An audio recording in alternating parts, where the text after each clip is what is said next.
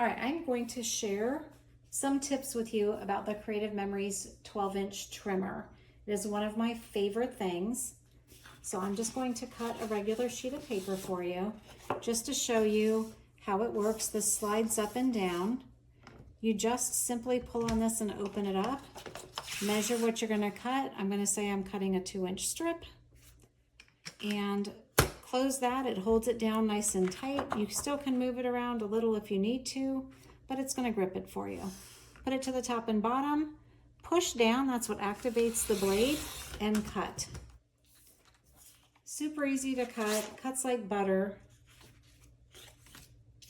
And speaking of blades, there are multiple different types of blades, and they store nicely in the back.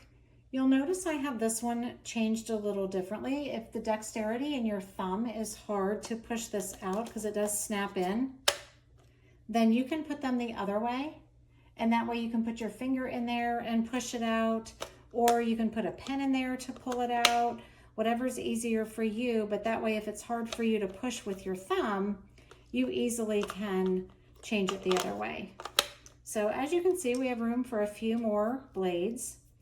Also, the cutting mat is super important on here. You can use 4 different ways. I'll show it to you on the other side, but this is a great place to store your mat. So if you're on number 4, I'll explain what that means in a minute. And that's a great time to purchase an extra mat if you don't have one to have here. So I'm going to turn this back over and explain the mat. So you can see I'm on number 4. What that means is I've already used number 1, and you can see it's gotten pretty chewed up. Number 1, number 2, number 3, and number 4. So you can see again, my number 3 is kind of chewed up. My number 4 is good. So you can get about 500 cuts per side. So you're good for a good 2,000 cuts on this. But like I said, once I switched to number 4, that's when I purchased another one and put it underneath the trimmer. All right, if you're cutting big pieces of paper, you do have an arm that comes out with the measurements, but you also want to turn this foot up.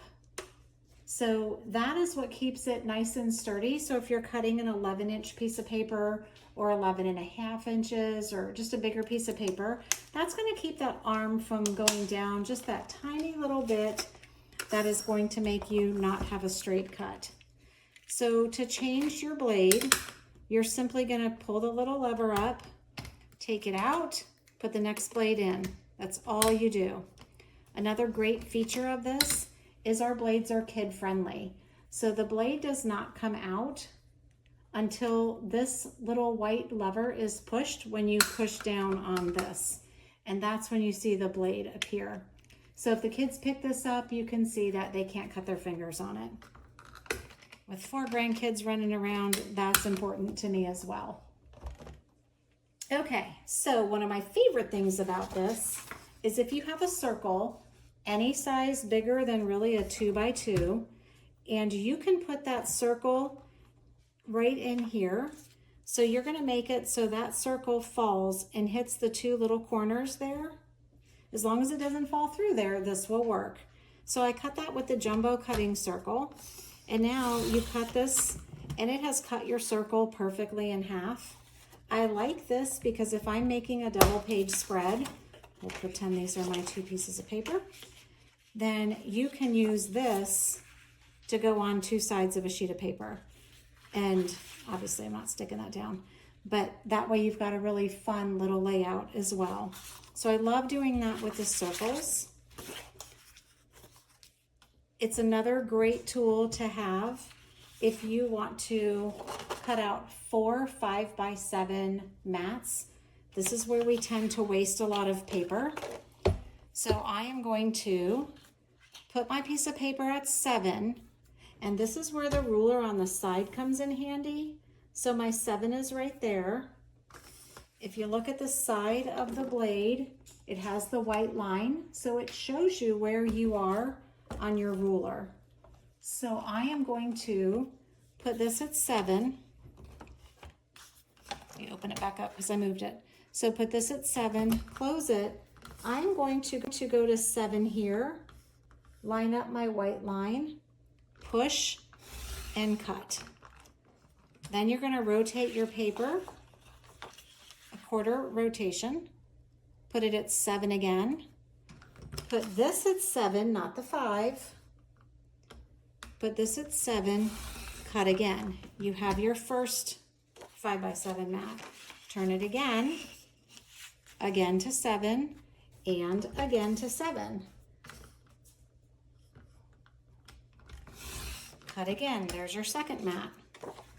Then you're going to turn it again, put it at the 7, and you guessed it, you're actually going to cut the whole paper now.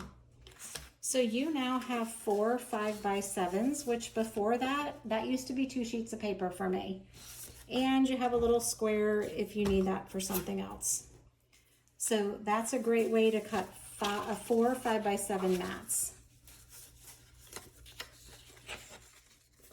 All right, another great thing, and here I can use one of these, is if you wanted to cut this out to make it more of a frame, that's where this comes in handy.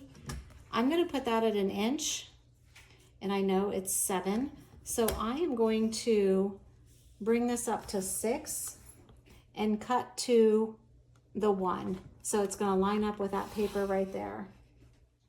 Then I'm going to pick it up and I'm going to do the same thing. Put it at a 1. I'm going to go to the 4 and cut again and stop at the 4. I'm going to turn it again, put it at the 1, and this is 7, so I want to come down to the 6-inch mark and go up to the 1 inch. And one more time, and you can do this on any size paper. You can also do it on a 12 by 12 and cut your frame either 1 inch or 1.5 inches. And now I have a nice frame cut out. Oops, I didn't push hard enough there. Let's do that again. And now you have your frame cut out. Clearly I didn't push hard enough at all. All right. But you get the idea of how I'm making that a frame, and then I have the other piece if I wanted to use it for a mat or something on the other side. This also has the triangles, the little pointer, so you can see exactly where you're cutting as you're following along. That's really important if you have plaid paper or something that has lines on it, so you're following that line perfectly. All right, another thing I wanted to share with you is I'll use the scallop blade to show you this.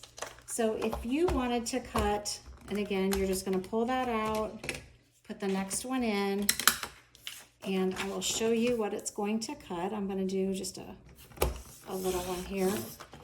So you could do 2 of those.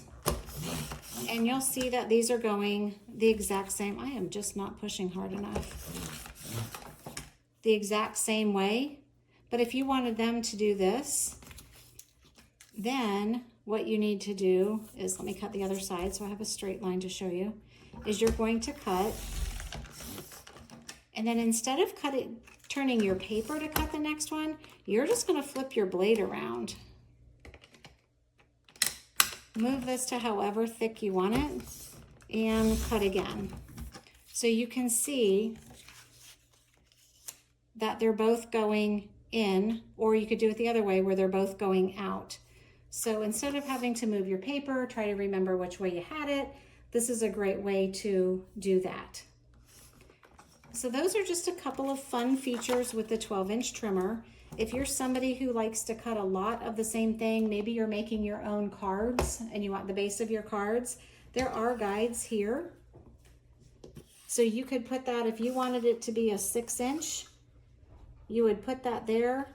You would then take this guide and use a binder clip right here, and probably not use that one. So your binder clip would be holding this. Yes, it's at 7, but you have to remember the blade's in the middle of this. So it would show you exactly where to bring this down to, so you don't every time have to measure and think about it. It just lets you cut a lot quicker. You'll go down to that, cut up, go down to that, cut up. So hopefully you get the idea on that. I don't use these a lot because I'm not cutting the same thing over and over.